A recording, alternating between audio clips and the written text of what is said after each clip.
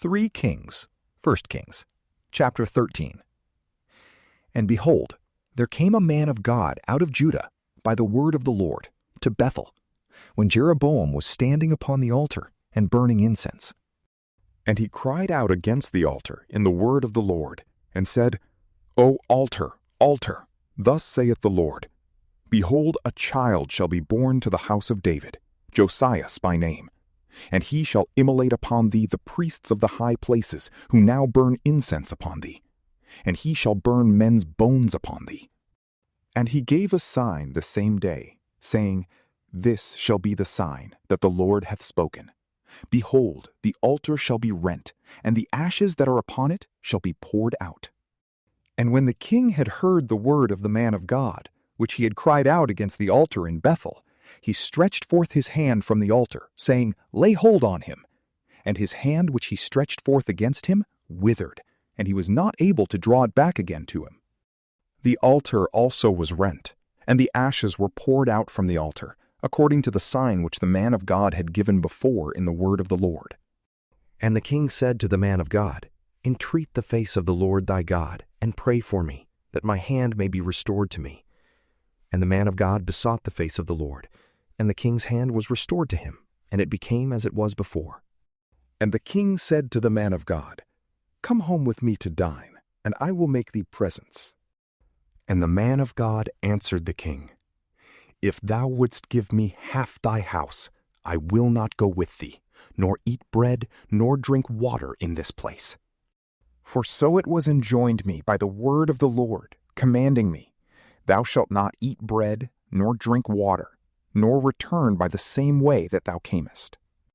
So he departed by another way, and returned not by the way that he came into Bethel. Now a certain old prophet dwelt in Bethel, and his sons came to him, and told him all the works that the man of God had done that day in Bethel. And they told their father the words which he had spoken to the king. And their father said to them, What way went he? His sons showed him the way by which the man of God went, who came out of Juda. And he said to his sons, Saddle me the ass. And when they had saddled it, he got up, and went after the man of God, and found him sitting under a turpentine tree.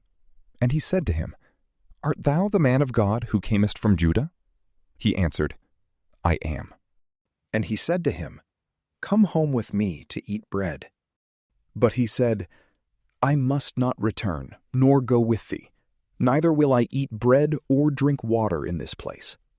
Because the Lord spoke to me in the word of the Lord, saying, Thou shalt not eat bread, and thou shalt not drink water there, nor return by the way thou wentest.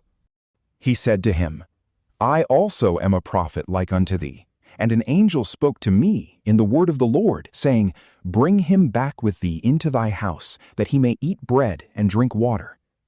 He deceived him, and brought him back with him.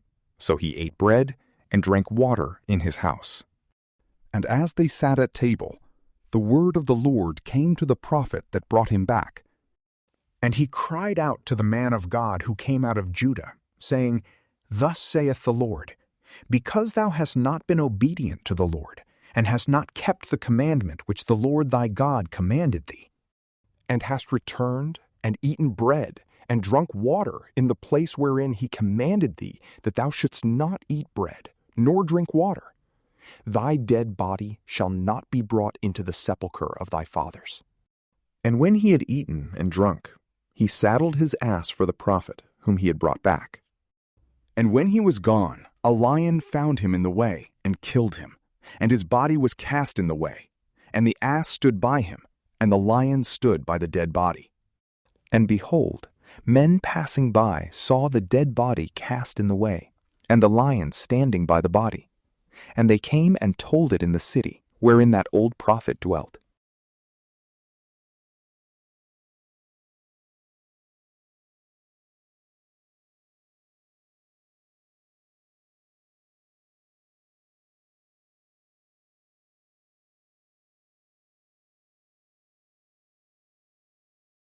And he said to his sons, Saddle me an ass.